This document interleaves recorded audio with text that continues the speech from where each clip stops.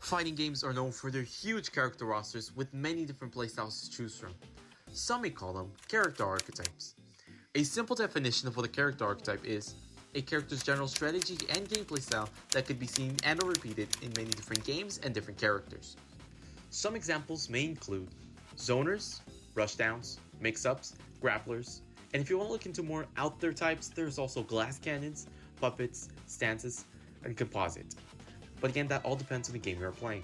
But as long as you're playing a fighting game, I can guarantee you that there is still one archetype that is present in every single fighting game. That being the all-rounder. Now, what exactly classifies a character into the all-rounder archetype? To simply put it, it means that the character is able to do a little bit of everything, having the tools necessary to cover all the basics of the game. These archetypes often come in with a few projectiles for range, poking options, and even rushdown options to get into the opponent's face. These characters are built around the core mechanics of the game. Their sole purpose is giving new players a starting ground to understand their respective game and possibly migrate into more complex characters later on. Now that we've established what an all-rounder character should be, let's dive into the main character that laid out the blueprints for this whole archetype. That same blueprint that many others will use for years to come. And of course, I'm talking about the man who pioneered this class. The one and only Ryu from Street Fighter. Ryu comes with all the basics needed for any player to understand the bare minimum of Street Fighter. Inputs are of course a huge factor in what can make a character complex or difficult. More often than not, those set inputs are what makes a character have such a high skill ceiling. But luckily for Ryu, he's set with really basic inputs that even a newborn could perform. The tools given to him are the core essentials of what any all-rounder character should have in the game. The first example would be his projectile, that being the Hadouken, allowing him to make space between him and his opponent from far away. Next up, the Tatsumaki, which allows Ryu to push into his opponent and applying pressure while moving forward, otherwise seen as the forward moving attack. And finally, regarding his stats, Ryu is given the most basic and average health and speed stats. With all of that combined, Ryu is set up to be the most important character in the whole all-rounder character archetype, laying the groundwork for many other characters such as Cat Kisuke and Soul Bad Guy from Guilty Gear, Scorpion from Mortal Kombat, hell even Joseph Joestar from JoJo's Bizarre Adventure All-Star Battle are all all-rounders. Even when going into different formats of fighting games, such as platform fighting games, we find Mario fulfilling that said role in Super Smash Bros. Ultimate. Or, alternatively, if you want to look at 3D fighting games, we are then presented with Jin Kazuma in Tekken 8. It is crucial for a fighting game to have an all-rounded character in its roster, especially when some of the characters look like... Why would I ever want to go through the hassle of doing all that, when I could just be a gamer and do this? Jokes aside, honestly, these characters are really good and are able to stand their ground against the more gimmicky and complex characters. Sure, some may call them jack of all trades and master of none, but I would at least have to disagree with that.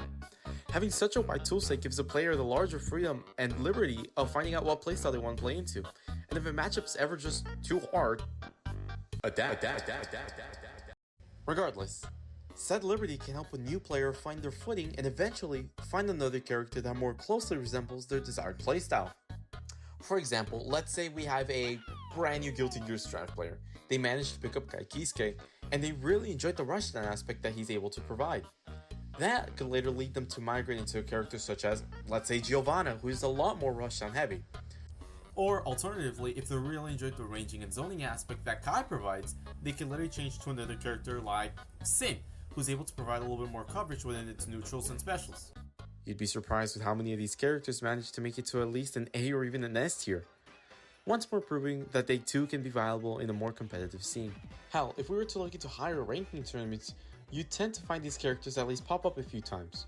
For example, we literally just saw a Soul Bad Guy be played at Losers Finals at EVO USA 2025 for Guilty Gear Strive. To round things off, I think it is crucial to give these all-rounded characters the spotlight that they deserve. Many tend to overlook this archetype since they're often seen as boring characters. But without this archetype, there would simply be less people open to trying out new fighting games. And that's already on top of the fact that fighting games are some of the hardest games for new people to get into. Simply put it, without all-rounders, people would simply never find what could be their new favorite game. Quick little outro here for the video. I just want to thank everyone who managed to stop by and watch the video. Thank you so much. really means a lot that you'd give up your time to even watch the video, especially with its issues. Some may say scripting and audio, but that's besides the point.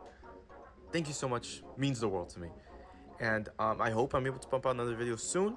Got started, but I hope I'm able to make another one for y'all. And yeah, and if you could check out my other socials, I should have them up here. You're already here on YouTube, but Twitch, I stream there at times. No, I do stream there.